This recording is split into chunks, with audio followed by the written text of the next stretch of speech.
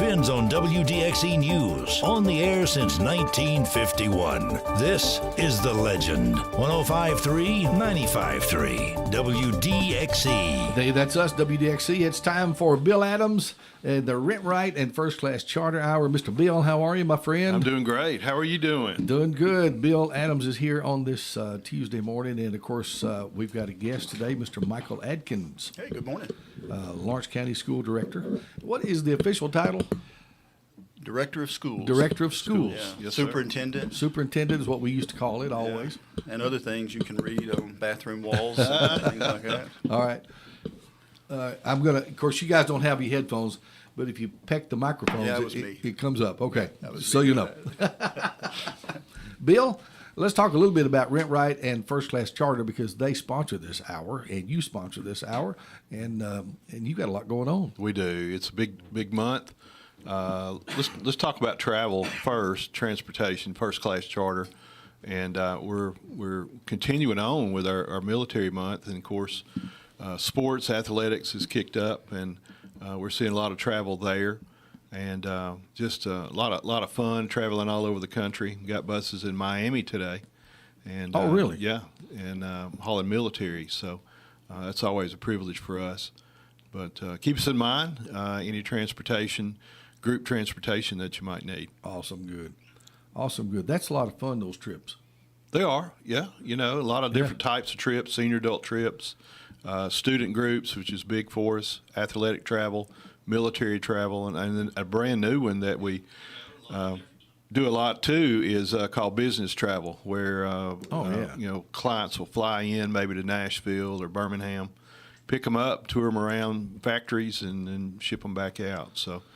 It's quite a connection. Quite a connection. Good stuff right there. And, of course, always a lot of good things in the Rent Right aspect of things. You've got equipment rentals for projects. Yes, sir. And lots of good equipment to buy if you want some. Oh, yeah. Hustler products, fabulous zero-turn mowers, interest rate, zero interest. Oh, really? Yes, sir.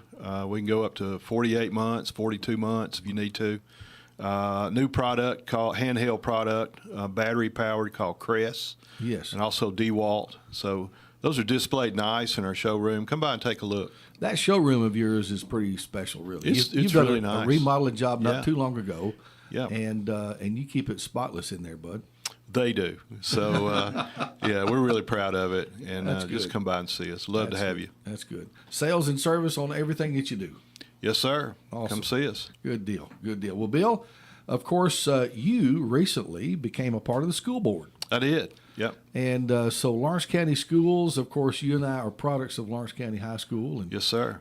And been a part of the community here forever. And now you're involving yourself with the school system in a special way. Well, I sure Tell am. us about your guest you got here today. Well, Mr. Michael Adkins, I've known him for several years, and just glad to have him here, and have gotten to know him a little deeper in the last few weeks, and just want to hear from him and his perspective, his nest, so to speak, and does a good job. He's got a lot of responsibility, and so I want to hear from Michael today. Yeah, Mr. Atkins, how long have you been in this position? I became director in June of 2020. I came right in as COVID had hit in the spring of 2020, and Mr. McDaniel retired somewhere around May. Yeah. And so early June of 2020, and been there ever since. What were some of your first impressions coming on board and taking on that position? Well, at that time, not knowing what the world of academics was going to look like, not knowing how schools were going to look, COVID, it was a challenge. But we hit the ground running. We knew we had some challenges in front of us, and we came in full speed and said, okay, here's the problem, and tried to define that problem. Once we could get that on paper, then say, okay, let's move forward. What are we going to have to do to get these kids back in school? And we began with a hybrid model. to work through that. We were facing so many challenges with quarantines and things of that nature, and it was just crippling us. So we did the hybrid model, and that helped. And then trying to figure out the finances of the job and the money that was coming in from the state and the federal government. It was a lot happening, and then you had to try to sort through what quarantine meant for students in classrooms, teachers. It was a challenge. Yeah, it was. It was a challenge for everybody, but especially with the schools and people trying to get their kids in school, or whether or not they're taking them to school. Yes. And, if we could do it at home, if we could do it some other way, or whatever we could do. Communication probably was a big issue. It was, and trying to make sure the technology that we had in place for our students to be able to receive the instruction from teachers. We were behind in Lawrence County, and as most districts were in the state. We had not fully gone to one-to-one where every kid had a Chromebook, a device our teachers were able to communicate. So we were behind. My first meeting as director, I think I became director on a Thursday, and we're off on Fridays in Lawrence County. But my first meeting on Monday was with technology to determine what do we have to do to get our kids with devices in front of them so that we can provide that education, those opportunities. And technology jumped right on it. We invested heavily in Chromebooks and was able to manage that out of the classroom instruction. Bill, I was thinking, going through all that, you did what you had to do and struggled through it like school systems across the country. Yeah. And you guys, as far as I know, did a good job, as good as you could do under the circumstances. But after all that ended and came back, what was the attitude, I guess, of the system or schools and our teachers as far as getting it back to normal? Well, Bill or me? Bill may want to talk about that. Yeah, that's a great question that I'm asking also. And one of the questions, Mr. Atkins, that I have, I'm hearing from teachers and other educators is students. You have possibly a little different student now after COVID. Can you speak to that? I think you do, but at the same time, kids are kids. They've always been kids. Mm-hmm. I do think that disruption during that time, and it depending on what grade you were in at that, I think if you were a middle school student, I think it was more challenging to face that hybrid schedule, missing some days. I think that probably, from all the research and information that's been shared with me, that age group was impacted more maybe than the lower kids. Now, one of my things that weighed the most on me when we started this was, what are we doing with those youngest learners, those kindergarten, first grade students, as we're trying to teach them how to read, as we're trying to teach them math, and missing that opportunity, because I felt like if we didn't get that right, that was going to follow those students the rest of their lives, especially in education. So we made sure we got that part right. But when we got back full speed, I think our teachers were ready. I think our community was ready. Our kids were ready. People wanted to be in school. And you don't realize how stabilizing school is, that routine of 10 months out of the year, you've got to do this, this, and this, those daily routines that teachers have in place, how beneficial that is for the development of people, young minds, just knowing you have accountability. And I think it's that accountability that Mr. Adams speaks about that was missing during that COVID time that we're still working on. We're still having to address that. I want to back up just a little bit, Bill, and maybe get, for folks that don't know you, maybe get to know you on a little more personal level as far as your background, where you came from, where you grew up, family, that kind of thing, and kind of bring us up to speed on who Michael Atkins is. All right. Well, I am a Lawrence County High School graduate, 1991 graduate, a little bit before you guys graduated high school, I guess. A lot. Born in Wayne County, I just happened to be in Wayne County when Mom went into labor. Lived in Lawrence County. Grew up out by the golf course on an area called Wildcat Ridge. I know where that is. Out that way, and my dad and family was involved in the namesake of that area. They were involved in that business. His grandfather and back and forth, and so my dad spent a little bit of time in jail for running whiskey and doing those things. And my mom eventually divorced my dad, and we moved into a little area called Liberty Avenue up by Kiwanis Baseball Park, Flanagan Field at that time. Yeah. I spent 13 years in that area and attended West Highland School. Oh, yeah. I love West Highland School. Still, Yeah. I go over there now and just walk those halls, and the memories, the people there, and the impact they had on me as a kid coming out of low income, just amazing. E.O. Kaufman, great teachers at E.O. Kaufman. I loved E.O. Kaufman, and then Lawrence County High School. And had some folks there that were influential in my life, that really changed my life. Yeah. Senior year in high school, had a little bout with cancer and overcame that. Treated at St. Jude, got my pin on the day. It's Pediatric Cancer Month, if you're not Awesome. Awareness Month, and so I promote that. Great hospital. If you've never been to St. Jude, it's well worth the time going over just to hear the stories, what those people do, to see those kids and how they inspire you. Finished up that, graduated high school, went to UNA, met a young lady there who was from Coleman, Alabama, and got to know her and dated her throughout college. And then we moved to Coleman, got married, and I spent 11 years in private education, working for Benedictine monks at St. Bernard Prep School in Coleman. Really? Yeah. Learned a great deal there. Got a master's degree from University of Alabama, got a EDS from UAB, UAB for the master's, UAB for the EDS, and was doing fine down there, coaching basketball, enjoying it, teaching. Life was grand, 2 beautiful children, beautiful wife, and had a nice little setup. And then my high school basketball coach, who was like a father to me, Mickey Dunn, called me one day and said, "Hey, are you interested in coming home?" And I'd never really given any thought. I had a good thing going. Why would I leave that? Sure. And he said, "But I'm thinking about retiring, and I think you'd be a good fit for this." And I said, "Well, let me think about it, pray about it," and I did.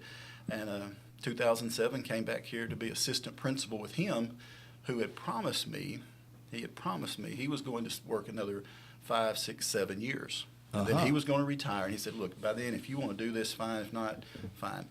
Well, he didn't make it a year into it, and he was already talking retirement. So the second half of the school year, 2008, I was basically the principal, and he was out and became principal in 2008 and was there until 2020 when I became director, and really enjoyed it. So, so happy to be in the situation I'm in, and the people that I've been in touch with. And I always tell folks, every day you have an opportunity to make a difference in the life of a child. And it happened to me at West Highland, E.O. Kaufman. It happened to me at Lawrence County High School, those folks who pushed me and challenged me to be doing this. Who would have thought that a housing project kid, $365 food stamps, $127 welfare check could be one day director of schools, and that's just a product of education. Fantastic. And it's a product of this school system. And I tell folks all the time, public education is a wonderful thing. It gives everyone an opportunity to be more than you're capable of or what your surroundings are, but you've got to put the effort in. Just like Mr. Adams, he just didn't become a business owner, a successful owner by sitting back and just thinking it's going to happen. He had to put in the time. Every student has to put in the time. You got to put in the work. These great athletes have to put in time and work. And same things, as a student, if you want something in life, you've got to work for it. And I think that's something that we've got to bring back to our young people. What a great story. I've known of you and known about you a little bit, but hearing your kind of full story there, that's pretty amazing. I've been very lucky, and I've You've been blessed. Very great blessed. people. Very Great people. blessed. And God's had his hand on you, no doubt. That's right. That's right. When you can feel it, you know it, don't That's you? right. That's right. That's right. Well, a lot of what's on the horizon? What do you feel like the future is like for Lawrence County High School and Lawrence County Schools, I should say? Well, I would say we're doing well. We've always got things to work on in public education because every year we bring on a new crop of students. Every year we have pre-K students, these 3- and 4-year-old babies coming to us, and we have these kindergarten students who are coming to us, and we're teaching them how to play school, and then we're focusing on the first grade and the second grade and making sure we're getting them prepared for college and career, the ACT.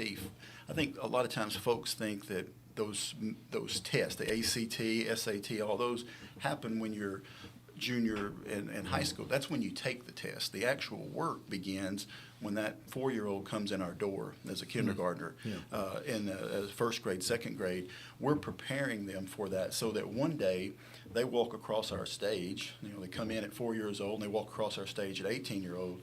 what path do they take? Do they go into the college or TCAT type world, or do they go right out in the workforce? And if we've prepared them, they should be able to go in any of those directions that they want. But if they go into the workforce, our folks are receiving quality graduates from our school system. Mm-hmm. Now, the world is rapidly changing, and we have to try to keep up with that with technology and so forth. But it's a great school system, great people. We've around 7,000 students. We have about 6,800 or so brick and mortar kids, and then about almost 200 pre-K and Pioneer Virtual Academy students. So we're around 7,000 students overall when you take that into account.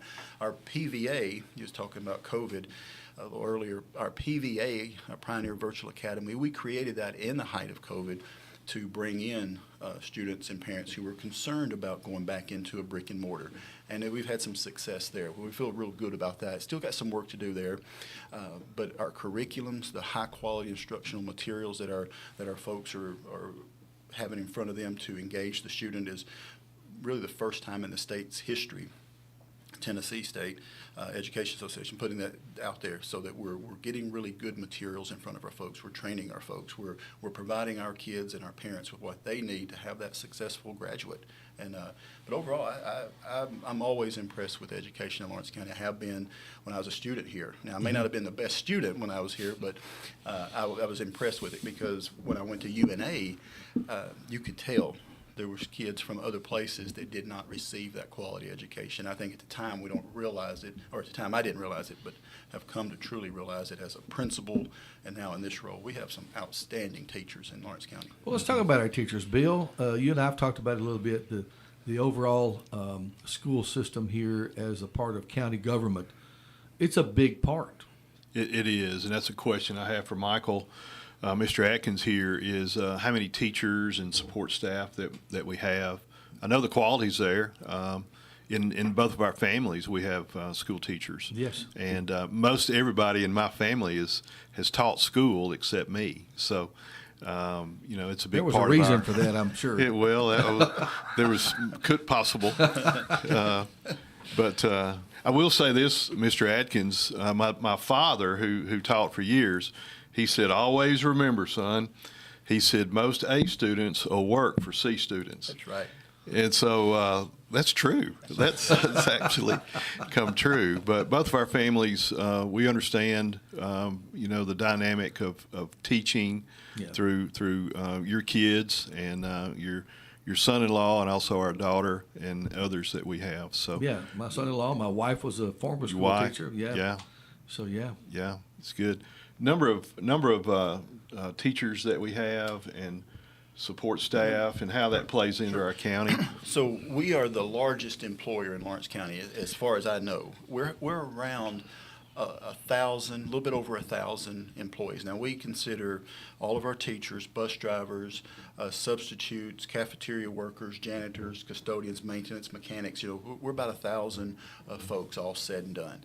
And of that is probably just right around maybe 600 are teachers. We have expanded our workforce in the teachers area. We've included interventionists. We've included tutoring. We've included some school-based therapists, some social workers. Education is just more now in the 21st century than just textbooks and technology. You're having to work with students who are facing challenges. More severe challenges now than maybe when we were in school. And in order to address that, our school board and county, I give the county commission credit too, of saying, while you have these kids, a 4-year-old to an 18-year-old, educate them, but also take care of them, because they're going to become citizens in this community, and they're going to be working in this community. They're going to be hopefully productive members in this community. And while you have them, take care of those needs and focus on those needs, so that when they walk across that stage, they can be productive. So about 1,000 folks throughout the county that work with our kids. What are the are there teachers still needed? We've been blessed. Are there employment opportunities, I guess, or are you looking for more and more teachers? We're always looking, because every year there's going to be folks who retire who have put in their 25, 30 years. Some of them have put in more than that. Yeah. But as they retire, we need to make sure we're backfilling with quality folks. Just Mr. Adams loses a driver. He wants to make sure he's backfilling with a quality driver. Same way with us. We want to make sure someone is going into this profession who's answered that call to be a teacher, which is a unique call. You got to hear that to say, I want to work with kids, and that's a special calling. And when you get in there, that we can maintain you, we can keep you, you will stay with us. Our rate of retention is in the high 90s. Folks really like to work in Lawrence County. It's a good place to work. We've gotten the pay up. We're competitive. The clientele is great. The community is great. But we're always looking, trying to pull people in to say this is a great place to be, because you don't want to face the challenges that other districts have of setting kids in a classroom in front of a large screen TV and having someone from another country teaching them math. We've been blessed, and I think our approach and the board's approach has been get the salary up, give those opportunities to folks, and then recruit and bring them in here. How are we doing on classroom space? Just an idea. We've got challenges as we're growing and as we're meeting the state standards with the number of students that can be in a classroom. We're seeing some capacity issues, and we've had to make some tough decisions in those areas. We had to close a few schools to out-of-zone parents. You know, Lawrence County's been an open zone district for years. If you can get there, we'll allow you to go. But as we've seen growth, we've had to stop that and say, okay, if you're out of the district, you can't go to school A because they don't have room for you. We're creating capacity issues ourselves. So we've had to close 4 or 5 schools. We've had to close some grade levels. And this has been going on for years. It's just now we're seeing more of it. Our fastest growing population in Lawrence County, the last data I got, was that age group under 18. Well, if they're under 18, they're typically going to be in our buildings, and we have to address that. The state requires certain numbers in each band of grades, like a K2 has a certain maximum number, a 3.5, a 9.12, all that. As we get close to that average and we exceed that average, we have to hire a teacher. And so we find ourselves bringing in out of district into one school and having to hire personnel where if they were going to school in their zone district, we wouldn't have to do that. It's about $80,000 a teacher now. That's benefits, salary, everything. It's about $80,000 what we budget for. That was just $60,000 in 2020. Yeah. Times they are a changing, Bill. Yes. Yeah. Yeah. What as coming on as a school board member, Bill? What do you see as? And I know it's new to you at this point, but you've had your finger on the pulse of schools here for a while. What do you see as our challenges, things that need to be looked at kind of firsthand? Well, I think first off, I was really pleased this past school board meeting.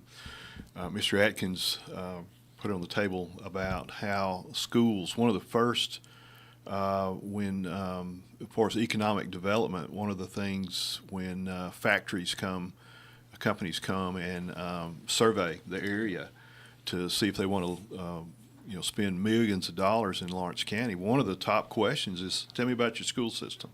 Absolutely. And it makes sense that some of the projects that we're beginning to look at, and one's fixing to happen just in the next few weeks, if I understand, is just modernization of the appearance, the facade of schools. They need to look nice, and they do be proud. And along with that is just being prideful of where you attend every day.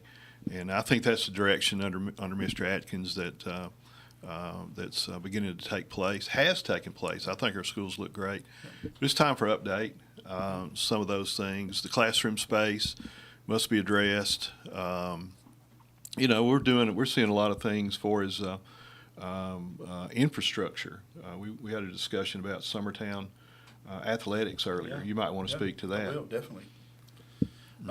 I think what Mr. Adams is saying is we know, and he said it clearly, we know when folks come here that are thinking about relocating a business, whatever, they want to know about the school system. I think your water and electricity demands or capabilities, and then what your schools look like. I think roads follow. I think available housing. But I do believe schools are up there first because Absolutely. they're going to have children, and they want to see that.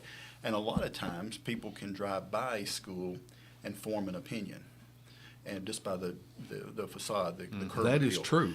And what we want them to see is it looks good from the road, and it's even better when those kids are in the classroom, the Yeah. instruction they're receiving. We had a director here that worked for the city of Lawrenceburg years ago, and he made a statement one time. He said, when we sell to for economic development reasons, he said it's usually not to the CEO, the male of the family. He said it's usually the wife, and she'll fly in with him and take a quick tour of the area. If she's satisfied, there's a larger chance that factory is going to be located there. Sure. If she feels safe with her family, and so schools play a big part of that. I'll say Absolutely. this. Always have. I'll say this. When I was at UNA, I took economic geography. I'm a political science, history, education major. So took political geography and economic geography. And the Reynolds company down there, the aluminum, the teacher told the story just that they brought these folks in and they tried to take the wives around and show them all the shopping and whatever, but it came down to drinking water. They tasted the water in Muscle Shoals area and another place that they were thinking about, and the water difference. But it was the wife who made that call. Yeah. That led that. How about that? Yeah. Interesting and true. And true. And true. It's true. Yeah. She wants to take care of those babies. right. And No it doubt. plays a big part. One of the things I was going to ask you about is you mentioned that it's the county's largest employer, and you mentioned also you count on roughly $80,000 per teacher when you're considering budget. Where do school funds come from? Where do they come from? How do we pay for our schools? That's a good place to start. Sure. Of course, property tax in Lawrence County is the main component in Lawrence County. We do have excess sales tax that can be factored in there, but the bulk of it comes from the state. Under the new funding formula, TISA, the Tennessee Investment in Student Achievement, replaced the old funding model, BEP. Your wife, folks that have been in education and retired, they will remember BEP. Yes. TISA is the new funding formula where it's more student focused. And we receive from the state, as everybody else in the state, $7,075 per student. Now, there are other things that start adding into that. So on average, a student in Lawrence County is around $10,000. Our county commission has done a great job of increasing funding the last several years. We were ranked 7th, 8th, and 9th in the core district. The South Central core is 15 districts, and we were ranked like 9th, 10th.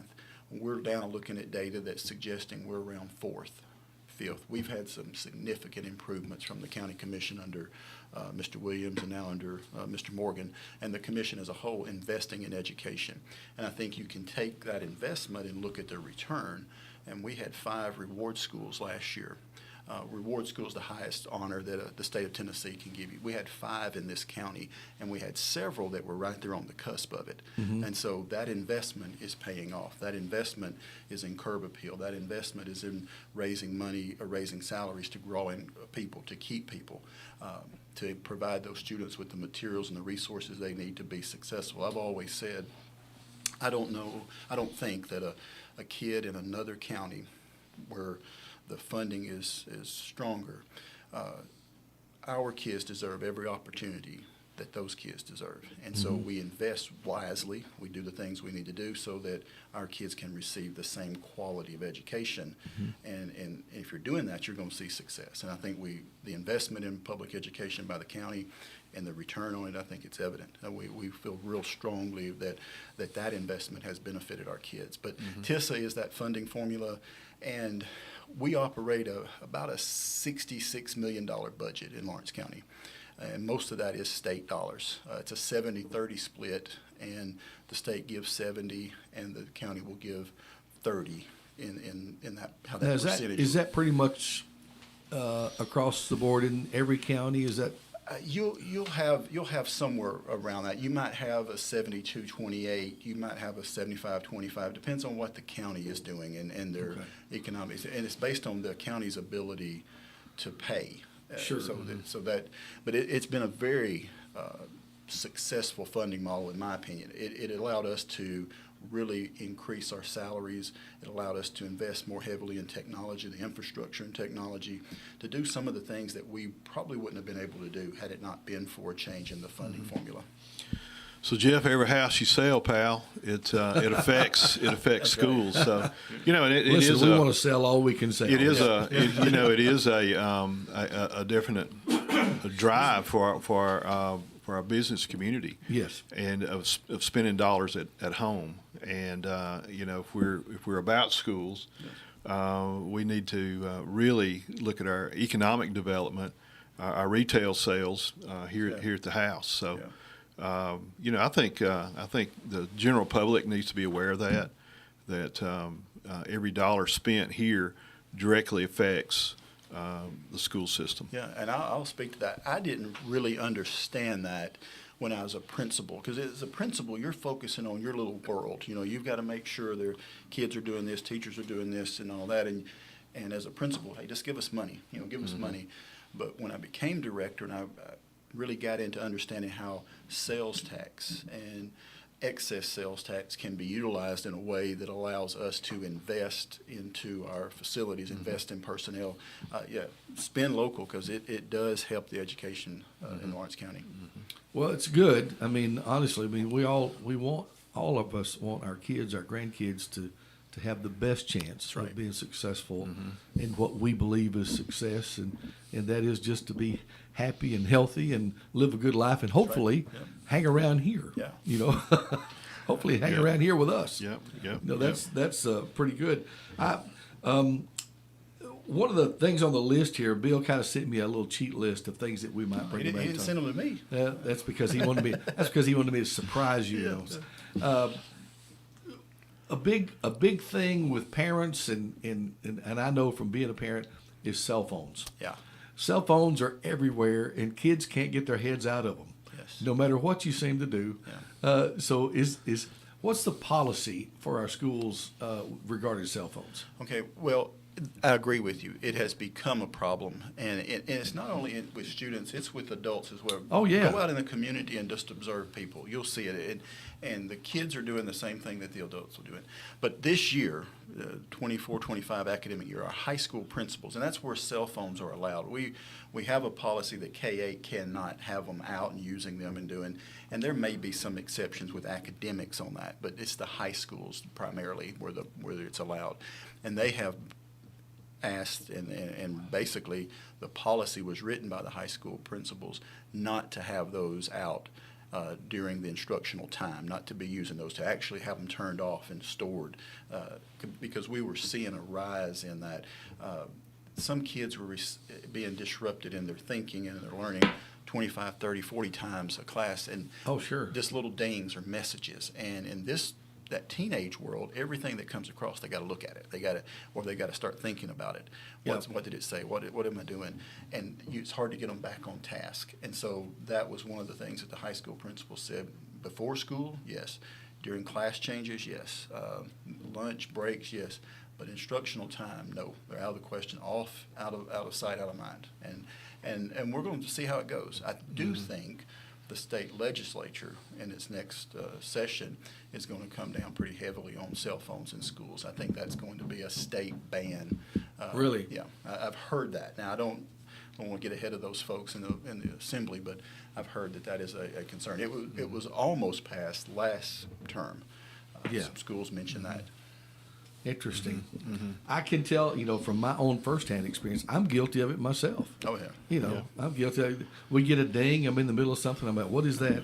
So that would go for watches too? Yes. You'd have to. Oh, yeah, forgot One about of the that. things our daughter does in her classroom, she's built a little rack, so to speak, and has each student's name on it some way, and identify, and they can see their phones, but they're turned off or down, and they're available if grandma calls or emergency. but she says it works well. Yes. And listening to her, we are addicted to our phones. Oh, yeah. But what she's seeing, as long as the kids can see them and know that they're available during break or class time, classroom exchange time, they're fine. Yeah. And so, Yeah. yeah. Well, let me drag up something else. How are we doing academically at the moment? Of course, I know it's going to vary maybe from school to school and from student to student, but when it comes to the fundamentals, as we like to say, how are we doing? Well, I think the earliest measure we have is the third grade test and the third grade retention law. Yeah. And this past year, we were in the top 50 in the state of Tennessee with pass rate, proficiency rate, success rate in the third grade. So when you begin there, you're going to see that that's significant. We hear all the times that these students can't read. Well, it's not that. It's they're assessed on a test that I've had people tell me that are adults. One of them had a doctorate degree. Said, I took that third grade test. I took that third grade test at a seminar or something just to see, and I missed 5 questions. As an adult, highly educated with a doctorate degree, I missed 5 questions. The questioning is designed to not measure their reading. It's more about how the questions and the answers are posed to them. All of our kids can read. I mean, you may have a student with a disability, dyslexia or something of that nature, but it's not that kids can't read. It's they're not passing a certain portion of the test. And so that measure we feel real good about. Our ACT score, when you get into 11th and 12th grade, that has dropped a little bit, but that's nationwide. That goes back to what we talked about earlier, that disruption year, that 2020, what grade the student was in, what math did they miss, what language, English class did they miss. But we're starting to see a little trending up in that. A lot of that's based on incentives. You get high school kids and you say to them, if you make a certain score on this thing, you can leave every day at lunch. They'll find a way to make a certain score to leave during lunch. Get out of a class, do whatever. But overall, as I mentioned, 5 reward schools last year, several A schools. We do have pockets, as every district does, where you may have more challenges with certain clientele, but we focus on that. We work on that. It's our goal in Lawrence County to give that child, no matter where they come from or what school they're zoned for, the best opportunity, the most successful, high-quality material that we can find, and put the best teachers in those rooms. And you're always going to fight that challenge, but I'm confident that in Lawrence County we've got quality people in every one of our schools giving their best each and every day for our kids. What about the extracurricular, those other things that we do? They're doing well in Lawrence County. I tell you right now, I don't know that you're going to find a county with better volleyball than what Lawrence County has. 3 outstanding high school volleyball teams. I've been able to see them all. One thing I do in this job is I get out and go to the athletic events and plays and festivals, and just to see the kids in a different light. And cross-country meet a couple of weekends ago. We're strong. We've always had quality athletics in Lawrence County. Football teams are doing well. I think there's a big game this week down at Loretta, Summertown, Loretta. I think it's homecoming down there. It'll be a great matchup. Cowbell game Thursday night in Lawrence County. Is that Thursday night? Thursday night. They What- moved it up. What'd you say Thursday night? Cowbell. Cowbell, Thursday night. Yeah. Wow. We need more cowbell. Yeah. Cowbell. But I was over at Giles County watching cross-country meet, and I coached cross-country briefly when I was in Alabama, and these kids are running 3.1 miles. It was a hilly course. Yeah, and, that's a fantastic sport. Yes, it's all wonderful. can participate. Yeah, Yeah. bowling teams. Yeah. You've got trap teams. Golf, tennis. I mean, we got strong athletics in Lawrence County, and I think the evidence there. You go around and you look at these state championship winners, these runners-up. I mean, district champions. They're strong in Lawrence County. You are right. You are right, and that keeps the community together. It's identity. Yeah. Yeah. It really is. Yeah. Yeah. Very, very good. Our graduation rate. What do we got? Around 97%. That's pretty good. Lawrence great. County is one of the best in the state. Teachers do a great job finding ways to help kids. You know, every kid comes to you with a different set of circumstances. Each child comes facing challenges, and our teachers work with them. Now, I'm not saying they give them grades, by no means, but they work with them. They find ways to help them because they know this. They're going to be successful in life if they've got a work ethic, and I think our teachers understand that and they work with the kids. But we've been proud of that graduation rate for a number of years in Lawrence County. When I first came in, I think it was around 77%. This is 2007, 2008. The high schools were struggling with graduation rate. Our approach to it perhaps was wrong, and so we sat down and said, while we've got these kids, let's do everything we can to set them up for success in the future. And a high school diploma is what they're going to need. And so we found ways to work with them, have some alternative schools, Achievement Academy, adult high school. Sometimes students need just a little bump, a little help to get there. And again, it goes back to the heart of this place of finding out where that kid is, how do we meet them, and how do we get them across that stage so when they have children of their own or they're productive members of the community, are they giving back? And it starts with us from 4 years old to 18 years old. We have to do a lot of work there, but we answered that call for that work. Yeah. I definitely had. I guess I'm somewhat of a product of that. I had to have some help to get that diploma done. Sure. Yeah. Absolutely. I had fiddled around a lot. Yeah. It got behind. Yeah. And I had some teachers who helped me get through it and get it done. Well, and life would have been so different. Yeah. Well, yeah, absolutely. And in high school, there's a lot of things that start becoming a distraction. We see it as early as 7th grade. There are things that start distracting your folks. And when you get your first job and you're making a little bit of money, and you buying a car and doing these other things, it can be a distractor. So we have to make sure that we're reminding them, this is not going to be the only car you're going to have. This is not going to be the only house you're going to live in as mom and dad. You're going to have your own. You'll have your own kids one day, and you got to be able to provide for them. Yeah. I got one. I want to interject something. Also, the CTE programs. Yes. And I'm an advocate of the CTEs. Tell me what the CTEs I want are Mr. Atkins for those that don't know. Speak. Career and technical education. Probably when you guys and I were in school, they referred to it as vocational schools. Vocational school. Career and technical education today. Yeah. Yeah. Ours is very strong. Our college and career readiness, our work-based learning, the opportunities that our kids have to compete in competitions. Some of the, I should say this, the folks who are working with our kids in the CTE world, the career technical world, come out of that profession. They're able to bring that industry knowledge into and help our kids, develop our kids, put them on a track to success. We've had Skills USA National Champions, which is a part of career and technical education. We've added programs, cosmetology at all 3 high schools. We've got an IT program with TCAT Pulaski at Lawrence County, welding, masonry, construction, home building, digital design, engineering, nursing, a big component, and the nurses that we have are from the field. They're just not teachers. They came out of the field and understand the industry standards. Business communications, learning how to do an accounting.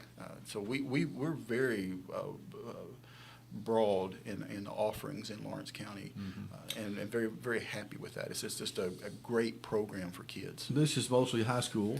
Yes. And so I know, of course, the Vocational Center at Lawrence County High School, and this is many years ago, but when that was the brand new facility when I became a freshman in high school, and they bused the students from Loretta and from Summertown into the Vocational Center.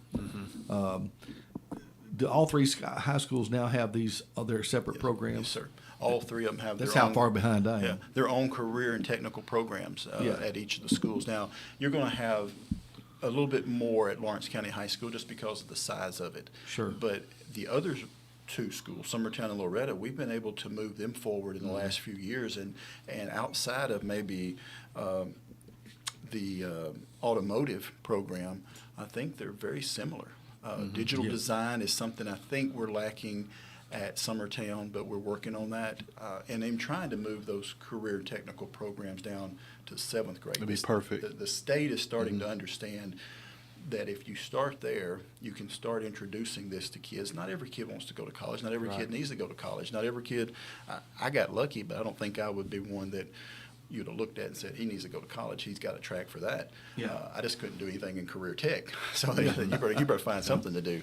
Yeah, I think you're correct on the introduction at a younger age, and to allow kids to get their feet wet and see what's out there, and see if their skill set that the good Lord has given them fits their interests. So Yeah. I think it's very important. I think Lawrence County is doing a fabulous job in that CTE area. And when you look at the success of our CTE program, I go back to those 15 districts that make up the South Central Core. We exceeded all of those districts in 6 of the 8 categories, and we missed just 2 of them by just a fraction. I mean, so we've got strong CTE programs in Lawrence County, and almost every one of them have full classes. Kids are taking those classes; they enjoy those classes. I certainly did. I certainly did. Yeah. It was a big part of my high school days. But you know, Jeff, I use a lot of those skills that I learned in high school, even today. And I don't pull wrenches for a living, but I was introduced to a lot of those skills at a very young age, and it's worth the effort. It sure is. And I'll take it a little step further from you. With the CTE programs and in the traditional athletics, Columbia State, and we have a partnership with Columbia State. We have a partnership with North Alabama, and our Columbia State, this is the dual enrollment. This is where high school kids can take college classes. They can either leave campus and go out to the college on the highway. We had 303 kids in Lawrence County, juniors, seniors, maybe even some sophomores in there, earned 1,221 credit hours last year. These are high school kids taking college courses and earning that kind of those kind of hours. At the University of North Alabama, we had 39 students who earned 117 academic credits. We offer state dual credit. We offer CLEP exams. We offer AP courses. That part of our curriculum offerings has expanded significantly over the last several years. But for college kids to be earning those credits, some of them have enough credits to enroll in college as a sophomore by the time they end high school. That's pretty awesome. It's great. Yeah, And it's a savings.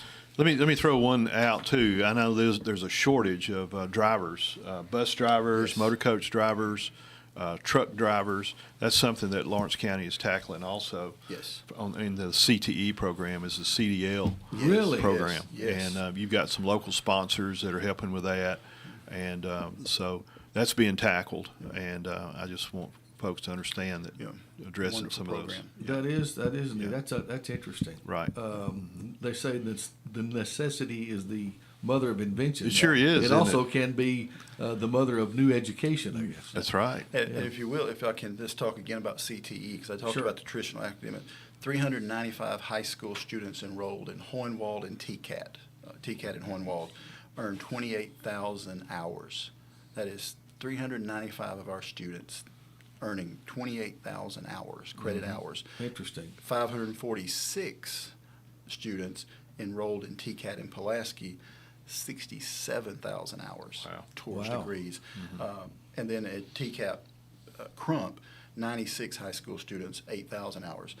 I mean, so kids going the traditional path, kids going into the workforce, getting those skills so that when they go across the stage in May, they have the knowledge and the skill set to come in and hopefully one day be ready to drive a bus or be a mechanic on those. Those fields, a welder, those fields are just growing each and every day. We've got to continue to supply that. Yeah. What's beautiful, I'll give you a real life example that we see. We've got one working for us now. He's 25, that has a high school degree, but he's highly trained in tech. Okay, and you can marry those two together, and you talk about an employee. That is a perfect world. because things are so technical now. You're reading computers. Yes. Most all vehicles are computer driven now, and Sure. when you can use those skills plus being able to read and write, which is extremely important, and do math, Yeah. and you pull all that together, you've got an employee that you don't have to train. You show them, you give them a set of keys, and you show them the work area, and they're gonna earn a good living, Absolutely. Mr. Atkins. Absolutely. Maybe more Yeah. than a kid that's going to major in biology or English. So absolutely. It's a very desirable employee, student. If I can. Sure. We've talked about all the things the Lawrence County School System, heard a lot of positive and all, but we are hurting in some areas. We do need folks as substitute teachers to come in, because our teachers, they have lives, they have children, they have elderly parents, and they have to miss work. They have to be out of the building. We're always looking for subs to come in and help us with that. So if you're out there and you're interested in being a sub, give us a call at the central office. Also, we're looking for bus drivers. We can't educate them if we can't get them here. And so we need folks. Bus drivers, they get sick, they have family issues, and so anybody that's interested in being a sub, anybody interested in being a bus driver, to give us a call. We'd love to talk to you. We'll train you, we'll take care of you, we'll get it, and it pays pretty good. It's about 6 hours of work a day. You may work 6 hours, you may work a little less, depends on the route, but we're always looking for people to come in and volunteers to come in and listen to our younger kids read. One of our schools is doing a reading program where they just need somebody that the kid can read to. So offer up an hour here or there and come in and make a difference in the life of a child, because every kid wants to show you what they're capable of doing. And I can tell you that from being out in the schools. Our cafeteria folks, we're serving somewhere between 40 and 45,000 meals a week in Lawrence County, feeding our kids, breakfast and lunch, two very important meals. Those folks do an outstanding job. Last year, our cafeterias had 100 ratings last year, how well they do that. Yeah. Our custodians, people that keep schools clean, people that work on buses, people that work on our buildings. In Lawrence County, you have teachers, you have principals, you have myself, you have Mr. Adams, but we have folks who are coming and answering a call to make sure those buildings are clean, those children are fed, working with our children who need some additional attention. We're very blessed in Lawrence It's County. an amazing amount of work by a Yes. lot of people. Absolutely. Yeah. Speak to the lunch program. I've noticed. I'm just learning about this. The programs. And I think you mentioned it being a Fed program. Yes. Can you speak to that? So the government, based on income, based on some other criteria, and I don't know exactly all that criteria, but I do know that Kenlyn Simpson, the Director of Food Service for Lawrence County, and her staff, they know that in and out, and they know what they're looking for and how to get it. And so they go in every year and they apply the formula sent down by the state, sent down by the federal government. And for the last 3, 4, maybe 5 years, every kid in Lawrence County, regardless of income, has an opportunity to eat free breakfast and lunch in Lawrence County. Now that's a help to the parents, that's a help to the kid, because we all know sometimes they don't have the means, and sometimes parents don't want to take advantage of those programs that are offered, and that kid may go hungry. Well, here anybody can go up and eat in Lawrence County. It's been that way for several years, so hats off to those folks who make sure that they're getting fed. When I was in high school, I had a teacher named Margaret Old. Margaret Yes, I did too. Margaret Old was my typing Yes. teacher, and she always said, "You can't learn on an empty stomach." Yeah. And that's so true. And our cafeteria ladies, about 100 of them in Lawrence County, Yeah. hardest work you'll find. Picking up those trays of food, a big old tray of spaghetti is heavy. Yeah. and they're putting that out there for those kids, and they're calling them honey and sweetie and treat them like their own Oh, yeah. grandkids when they come through. Again, just another reason that you want to be in the Lawrence County school system. I agree. Good people, That's right. great people working with our kids. I think I'll go to lunch there today. Cafeteria workers and janitors. If you want to know Yes. something about a school, you ask one of those Yeah, guys. exactly. Right. Yeah. Exactly. Well, with our last few seconds here and minutes, of course, I want to remind everybody that the hour, of course, is brought to you by Rent Right and First Class Charter, Bill Adams. But Bill Adams is involved deeply with the school system now and on the school board. And right quick, before we wrap it up here, we're going to have to because of time. But What are some of the goals, Bill, between you and the superintendent here? What are goals like for Lawrence County Schools right now? Well, I think for me personally, this is Bill's opinion. I think one is to support Mr. Atkins and kind of a undergirding for him, and also eyes and ears of what's going on in the community, pulse of the community. I think that's one of the charges for the school board. Not necessarily yes men, but a sounding board. The two employees that I understand that we're responsible for is Mr. Atkins, that direction, and also the school board lawyer. So we're responsible to make sure people of Lawrence County have excellent representation in both of those areas. That might be another discussion for another day, but the actual role of the school board. What are their I'm learning. What are their responsibilities? I'll let you know in about a year. Yeah, that might be something we want to talk about. Yeah. Well, Michael Atkins, doing a super job, and we appreciate you being here with us this morning. Bill, thank you for bringing him. Yes, sir. And until next time, we'll have you back again. Yes, sir. Be glad to. God bless Thank you, boys. Jeff. Malachi High School, where 2 students and 2 teachers were killed last week. The accused gunman, Colt Gray, is charged with murder. His father is too, for buying him the gun used.